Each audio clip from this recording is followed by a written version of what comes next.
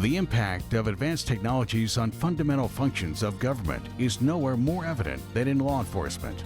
Local to state to federal to U.S. partner nations, technology is changing the way law enforcement executes fundamental missions of citizen and property protection. To discuss the impact of technology on law enforcement, CES Government is pleased to welcome Chief of Strategic Initiatives, New York City Police Department, John Donohue. Police Commander for the Homeland Defense Bureau, Phoenix Police Department, Brian Lee. Commander IT Services Bureau for Miami-Dade Police Department, Jose Rivero. Edmonton, Canada Chief of Police, Dale McFee. And discussion moderator, Parsons Senior Vice President for Smart Cities, Andrew Liu.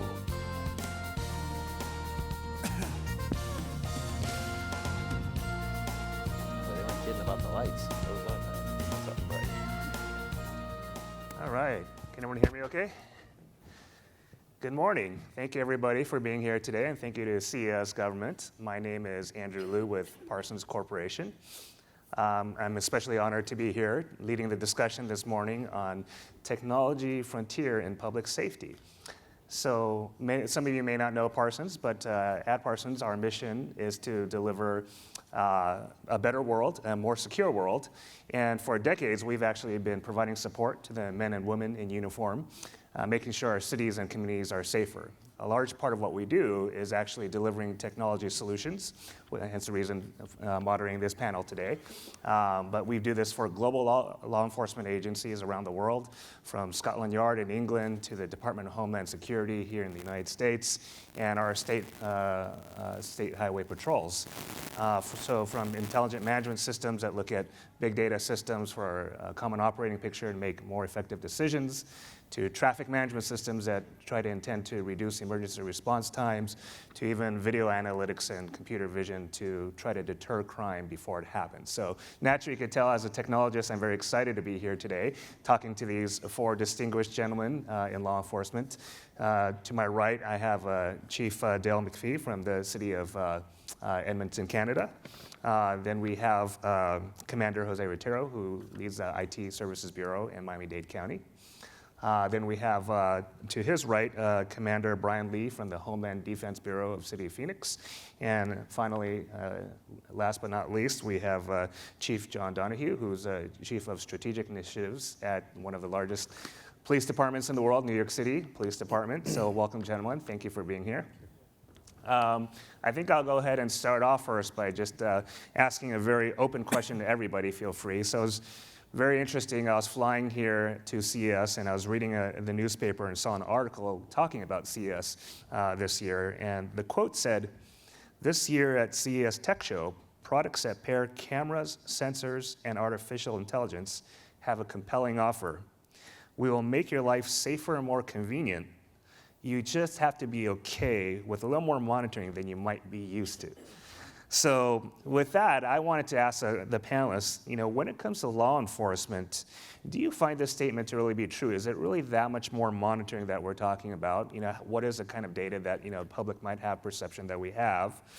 And what do we do from our perspective in terms of messaging and educating the general public? So. Well, I say, Andrew, first of all, thanks for all the resilient people that are here today. You guys are in for the long haul, and hopefully what we get to you will inform you and give you a little bit of insight the way law enforcement thinks about information technologies. And so thanks a lot. We collect lots of different information as law enforcement, local law enforcement, state law enforcement. We're talking vehicle collision data. We're talking about people in crisis and people who stumble and fall on the sidewalk. We have arrest data. We have biometric data that we collect on arrestees, crime victim data. And that's very sensitive data too, right? If people are victimized and they want to have us hold that information, they expect and they should trust the police. But that is lots of data, and on top of that, we have lots of sensor data. It is important to have trust that we can be relied on to keep that information safe, but also that we can use it appropriately. Yesterday, Rich Haley from the FBI was talking, saying that he's the biggest risk for the FBI because their reputational risk of perhaps a breach of the information that they have in their custody would have severe consequences. And I think we do have to engender trust with the public that we will use the information that they give to us voluntarily or that we collect, and we'll use it appropriately. Yeah, I would also add that I think it's important to recognize that along with the management of information and intelligence and things like that, the public records, there is a degree of education that has to take place. And I think that we as the stewards of that information kind of have that responsibility in law enforcement to make sure that we kind of explain what it is we're keeping and how it is we're using it. Number one, it helps any agency with increasing the level of transparency that they have with their communities. I think in today's day and age, that's critically important. And I think we always need to remember any chance we have to be able to clear up the misnomers about what the information is used for, what it is, I think is critically important. I have the benefit of working out of a fusion center, so I can look at this information through the lens of a fusion center environment where I have not just my own agency, but I've got up to 29 other agencies that I work with at the local, state, and federal level. And managing the products that are generated through the intelligence community within that environment is critically important. So, but again, one of the things that we see that is a common theme is that education and understanding of what the information is about and how it's used is really important.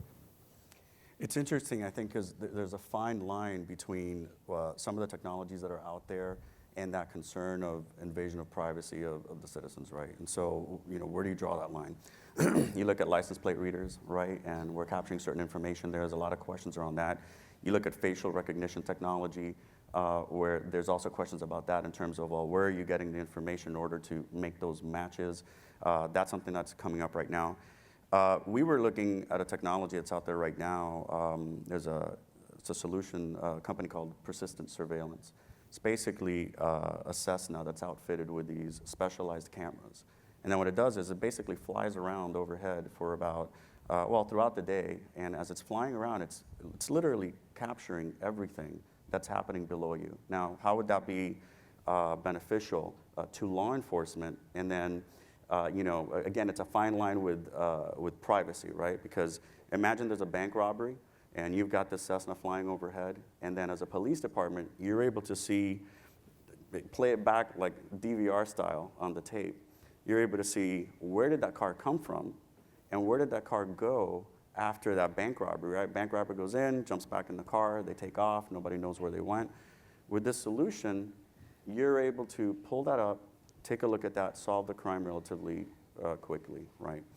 But then the challenge is where citizens feel like, well, if I'm in my backyard and I'm sunbathing, the police is now seeing me back there. And the truth of the matter is that particular solution, the answer is no, because all that we really see is literally a pixel on a screen. We can't tell anything about the person. We could just see that there was a car there, car went in this direction, car came from this direction. Sometimes they work in pairs, so there could have been multiple cars. So that would be beneficial. So, it's a good question. I think it's a question that as technologies develop, and as legislation continues to fail to catch up with some of these technologies, we will continue to find ourselves asking these types of questions, right? So technologies are there, but where do we go with it? What do we do with it? I think you hit it on the head when you mentioned the communication. The data's been around forever. Like it's really, there was a time when we thought the internet was going to be a fad too. Let's remember that. I think a lot of what you're actually talking about here, majority of this data that we have or that organizations have, most of it you can get through freedom of information. It's to communicate the differences and the uses of this and to be very, very transparent, but very, very diligent in relation to how we do that, because we're going to control the message. And unfortunately, if we don't put that forward in a transparent manner, the message is going to get crafted somewhere else. And then on the proactive side of data and what you can actually do to stop some bad things from happening, yet again, that's something that we haven't really communicated. If you think about this, if you were driving a car and you were, in rural Nevada and you're heading down the highway and it's nighttime, and you had the ability to turn on the lights, would you turn on the lights and avoid the crash? Let's dumb it down and let's talk about this in a manner in relation to I always use the analogy, my mother can understand it, because there's this big fear, but the fear for the most part is created by us not controlling the message, I believe. Sure, yeah. It's funny that you said, something that your mother can understand, or the internet as a fad. So I come from the transportation industry, and one example that I was, talking to the head of a DOT before said to me, Andrew, we talk about, autonomous vehicles and all the safety, and the people have this big fear. But remember that one time, a little bit before my time, there were the horse and buggy people who thought the automobile was crazy as well, right? So definitely I could, understand that, similar parallels here in new technologies in existing environments. So on that note, Jose, a question that I had for you in the from IT perspective, you talked about a new technology, that you just mentioned right now. We talked about a lot of different disparate data sources, existing systems. It's just oftentimes we go deploy this, it's such a complex environment. Do you have any tips for people or from the industry, from the technology side about the realities of, the vision of what we want to deploy and how to actually get there? From a technology. Well, I think it's interesting, right? Because there are all of these technologies that we're here at the show. We're looking at all these different things that are coming up, whether it's with 5G or artificial intelligence. And yet, the truth of the matter is that in government, you have budgetary challenges and you have legacy systems that still need to be replaced. And so. It can be very challenging because you still need to set your foundation before you can start building all these things. So for someone like myself that I work at a local level in government that way, it can be challenging because I come here and of course I love what I see and I want to be able to come back home and take it there. But then the question is well, how can I incorporate this when I still have all of these legacy systems that are out there? So I think that one of the things that's really going to be very helpful to us. And so being in Miami, being in the state of Florida, it wasn't until just this past September that the Florida Department of Law Enforcement approved for us to go to the cloud. So prior to that, we couldn't even utilize cloud solutions. I would have vendors come to me all the time where they wanted to show me, or they would show me these wonderful products. I'd say, well, what do you have in terms of an on-prem solution with your product? And they'd say, no, I'm only cloud-based. I can't even talk to you. So, there's now the trick is to find those solutions that are cloud-based that will allow for me to move some of these legacy systems to the clouds. The private sector, the market has developed good solutions that would be beneficial, but like I said, right now my focus really needs to be on my foundational processes. Mm-hmm. For example, a records management system. We don't have one, right? And so we finally got it budgeted. That's something that we're looking to work on. And so that by itself is something that will transform the way that our department functions day to day. It breaks down those silo walls just by being able to have all the information stored together in one location and being able to utilize it. Perhaps there's a case management component to that as well. So, it's kind of tricky, but I believe that there are solutions out there that are now making themselves available to us in the state of Florida. Sure. And I guess a follow-up with that is, as you're seeing all this new technology come online, are you seeing some general level of skill set gap that needs to be filled, or how do you really see that, in the existing industry that wasn't built on technology? Yeah, so that question goes in two different directions, right? Because as I mentioned earlier, we still have legacy systems. The skills gap are that the people who knew how to maintain those legacy systems have since retired, right? And you go out to the market, like Power Builder is an example, right? You go out to the market, there's no one who does Power Builder anymore. So I can't find that. So, that one person who knows how to do it, every time they go on a trip, we're kind of praying that they have a very, very safe trip. And in the same way, you just look at some of the stuff we're talking about at this forum, which is we're talking about artificial intelligence, the fact that 5G is going to just fundamentally transform so many different industries, right? And so no one has worked with that yet internal to us. They haven't received that training. So that training and those opportunities need to come up.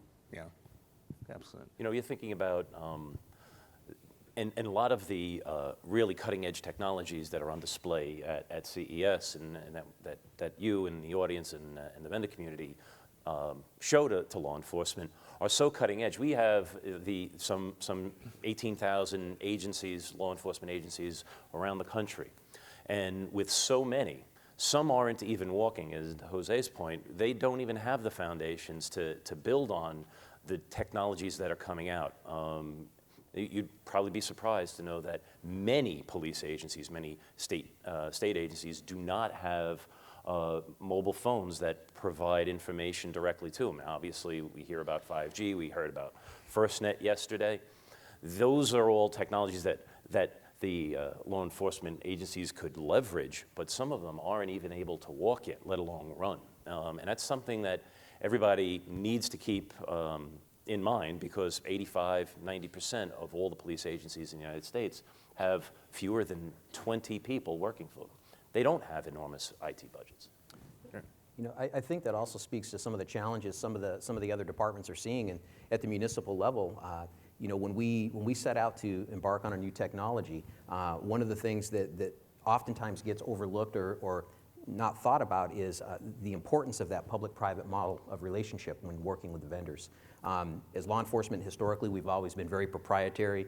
You know, we buy it, we fix it, we own it, it's us. The problem is things are evolving beyond what our capabilities are, and we have to rely on the private sector to be able to help us with that. And by doing so, it takes us away from, you know, our typical capital expenditure type of purchasing to a model that's more subscriber-based, which allows for agencies and some of the smaller agencies to be able to budget, project ahead, so that they have the funding to be able to support that. It's much more cost-effective, and it also puts cities in positions where they're always getting the best in new technology. So depending on how they structure, you know, with the vendors, they're able to make sure that they're not the ones having to become IT subject matter experts. We leave that to the experts, and then law enforcement can do what they do best. So I'm sorry, go ahead, Chief. No, I'll just compound on that. And to me, I think that's going to be and that's what I was trying to speak about yesterday at Community Solutions Accelerator. I think that's going to be the biggest fundamental change that we're going to see, is we're going to see partnerships between public and private, and we're going to do co-design, you know, co-measurement, co-evaluation up front, because the secondary markets in the smaller agencies are actually, you know, where we can actually make a lot of difference in the business environment. So we're going to need to build that, because even though we have an RMS system, which is probably state of the art, the reality is it's not the RMS system that we need tomorrow. The RMS system that we need tomorrow is, you know, the ability to go across organizations, to be able to hold accountable, be able to put the dollar for the investment in and actually see what you're making a difference to the people, the community. And so to me, it's about partnerships. And having come in from government, I always use this analogy, a little bit of humor is, you know, collaboration. Collaboration without authority, to me, is kind of a waste of time. I want a partnership. It's kind of like bacon and eggs for breakfast. The chicken was the collaborator, the pig was the partner, he was committed. And at the first sign of trouble, he wasn't going to walk away from the deal, right? And I think that's where we can actually really make a difference going forward. Jose, did you want to add something? Yeah, well, I just wanted to add, you know, on Brian's point, you know, culturally, law enforcement tends to really want to hold information close to the vest. It's very need to know.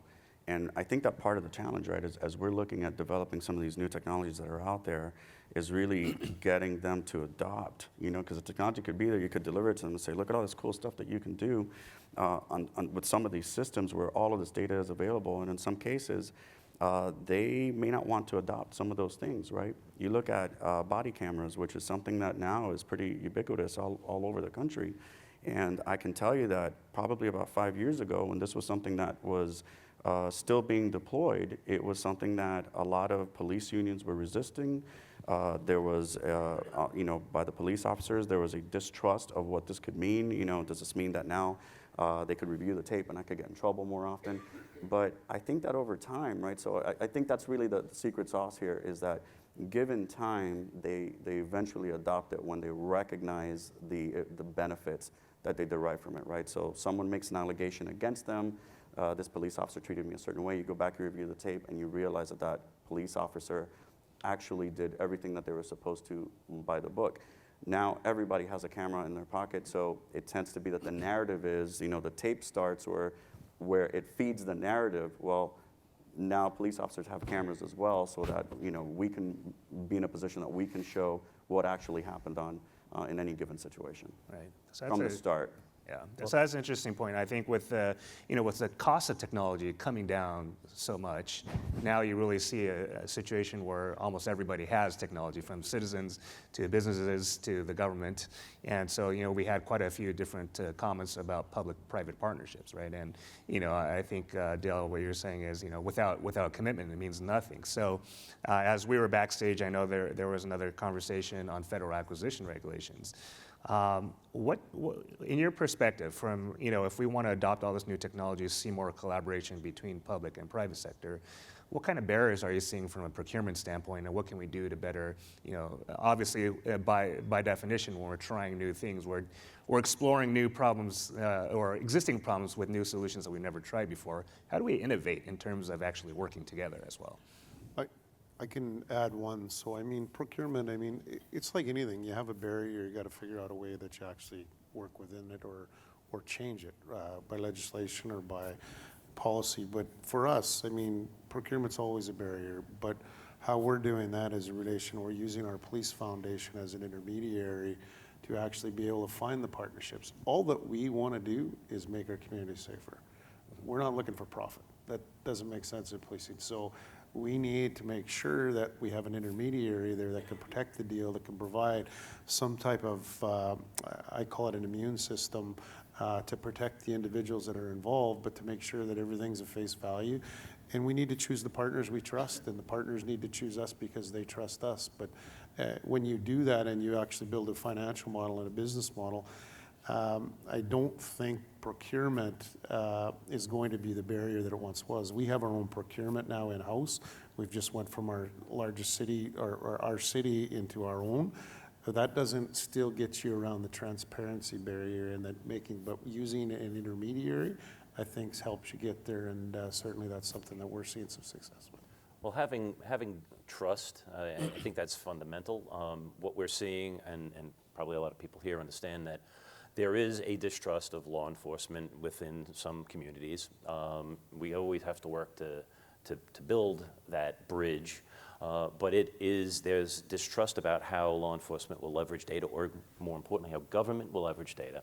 And there was several jurisdictions that have enacted laws prohibiting the use of certain types of technologies and things that we know, when used appropriately, would be helpful, effective in securing our cities and the homeland. And I can talk about the banning use of facial recognition technologies and persistent surveillance, which actually Skunk Baxter spoke about last night, which is how persistent surveillance over a population really may have dire consequences.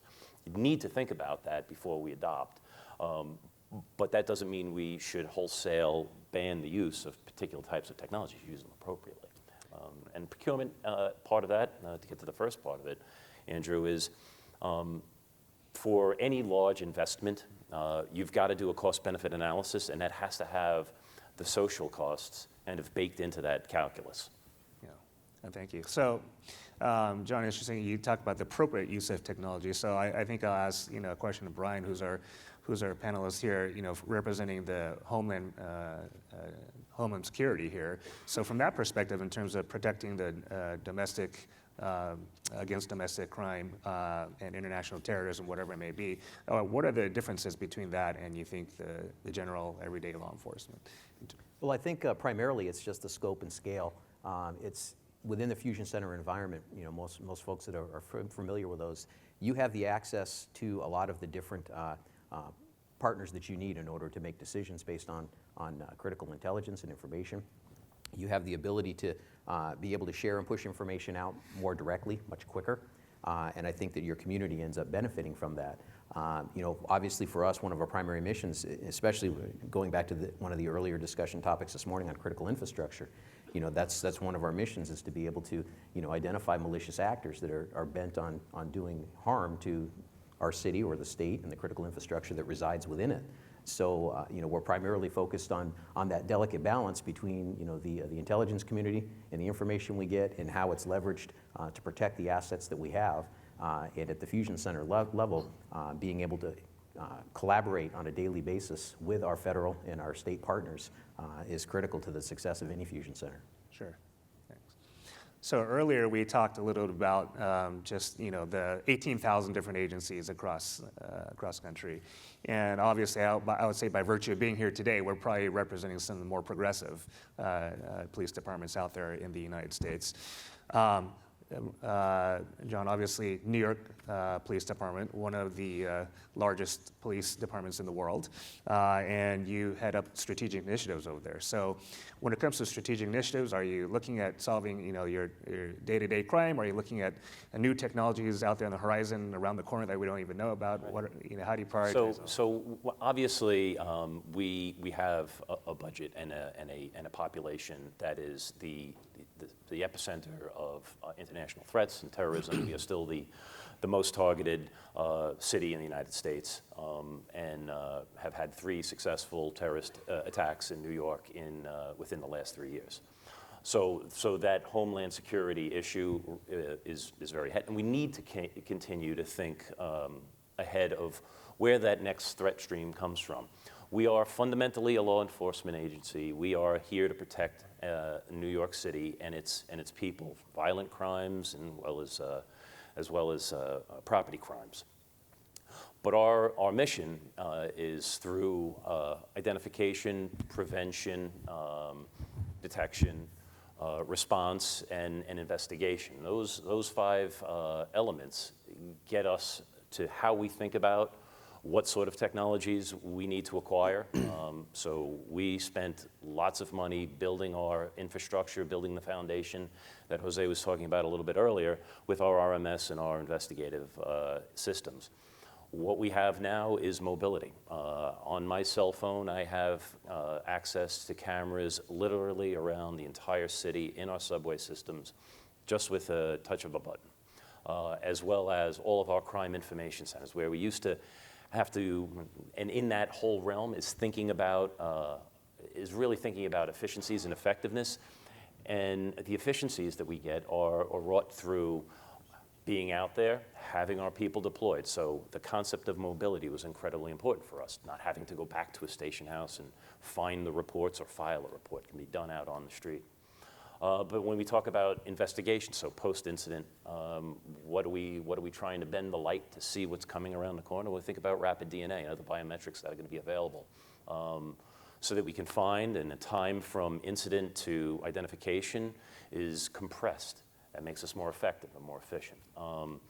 And with that, we've got to think about, from a response perspective, how we can enable our officers who will be out in the field with better information that is analyzed and projected to them. And obviously with the advent of machine learning, artificial intelligence, how that can support our analytical capabilities and pushing out mission packages to officers so that they know what they're looking for, they know how to spend their time more effectively in prevention. I think that's the future for us. Great. So Dale, last question for you. Obviously as chief of police, you've probably held many different roles within your organization. I kind of think of you as the CEO of the police department, if you will. So within that, within that respect, if you look at technology, where does that lie within the priorities of all the different initiatives that you're working on? Yeah, well, first of all, I see technology as a business solution. And when we're talking about innovation and business solutions, I mean, you look at us up here where every one of us has a budget of either in the hundreds of millions or in the billions of dollars. That's a fairly large business. If we're not trying to figure out what's coming our way and be better at it as a business solution, we're not going to get to where we need to get to. So for us, it's one of the top 2, top 3 priorities. It's right there with anything else. We need to know what we're doing. And, we all know, certainly in Canada, safety supersedes privacy. There's no individual or privacy commissioner in our country I don't think I've had a debate with, and actually they're pretty good. But the reality is trust and transparency comes with appropriate use. And appropriate use is where, to your point on communication, and I think technology actually can protect us on appropriate use. So I think it's the future, and it's back to that, turning the lights on in the car. If we're going to deal with the trends, it doesn't matter if you're dealing with gangs, property crime, as John said, or eventually terrorism, they all start at some point. And the disenfranchisement in what they're exposed to takes them to the extreme point. And the reality is the earliest we learn about that, the better opportunity we have to prevent it, the better opportunity we have to keep our cities and our country safe. So I would say that we are in it, and we will be in this. I think it's the single thing that actually can make the difference maker. But to all of the panelists and colleagues' points here is, man, if any police service in this country, regardless how big we are, thinks we're going to do this alone, I would certainly encourage them that ain't going to happen. Sure, no, of course. Yeah, thank you very much. And well, I think we have a few more minutes left. I don't know if there's any questions in the audience anyone has for any of these gentlemen up here. I see any hands out there. Everybody's ready to get home. We really can't see. Yeah, it was ready for the golf. Okay. There'd be like 3 people standing out there. All right. I wouldn't know. I'll add one thing, though, Andrew. So when we're talking about police, people don't truly want to have an experience with the police, right? You want to go about your life. You don't want to have to get stopped in your car, to get issued a summons, even a parking summons. But we are necessary in a society where people transgress. But people go out of their way not to make outreach to the police. And we can try our best to engage with our communities so we can build that trust. One of the things that we're going to have to realize is that people want to avoid us, but we're that necessary element. But how do we make the interactions when they happen more seamless, more effective, more customer-oriented, right? If we would adopt those terms. And we're a monopoly, police can't go out of business, but how do you deliver those services in a way that makes the experience, not necessarily if you have handcuffs put on you, but if you were a victim, how do you make that experience more appropriate for the type of crime, the victim that you were, or for the instance that you felt you needed to call an emergency service, so that you feel like you've got value as a citizen. And thinking about our delivery of those services and how can we leverage technologies, whether it's public-facing reporting so you don't have to come into a police precinct, whether it's mobile applications for permits that you need from the police. All of those ways of thinking about delivering value back to the citizens is something that I think we have to think about, because every other major corporation thinks about delivery of their services to the people that are buying them, procuring them. We have to think about that for the public too. I would just add on the back of that in terms of what we do how we go about the process of actually integrating technology to achieve that end that John just described, I think we've kind of learned by experience that we really need to take a look at, as we're identifying the technology we're going to put into play, and we start going through all these processes in order to get to the end game of acquiring it and implementing it. We need to stop and realize that a lot of times the folks that are making the policy decisions and the ones that are providing the authorization for funding, they don't necessarily understand the technology. So we need to always remember that as we can't, oftentimes we're building the plane as we're flying it, but sometimes we need to stop and just realize that we need to bring our civic leaders along, and we need to be able to educate all of us as we go forward, just to make sure that we keep the whole of community and the goal of public safety in balance, so that we don't end up with an end game here that doesn't benefit anybody other than one party. And the other thing that we had talked about, when we start identifying that technology package and we're collecting more and more data, we need to be cognizant of, as law enforcement, especially at the municipal level, what do we do with that data once we get it? And we need to make sure that we're looking at the background analytics and how that can benefit us moving forward, so that it can process all that data and it can help us make smart decisions moving forward about how we deploy that technology and for what means we use it. Okay, well, John, I think you made a comment earlier. You said most people don't want to interact with the police. So, you know, my funny anecdote is, as I was coming to Las Vegas, my wife told my 3-year-old son that Daddy's going to be going on having a conversation with police, and he had this look of fear come across his face and said, "Are you in trouble?" But definitely, I think I've definitely learned a lot today, and I think actually I've really enjoyed spending the time here today, and definitely I can go back and tell my son that, no, it's been quite a fun experience for a dad. Thank you very much, and I look forward to the rest of the conversation. Thank you, sir.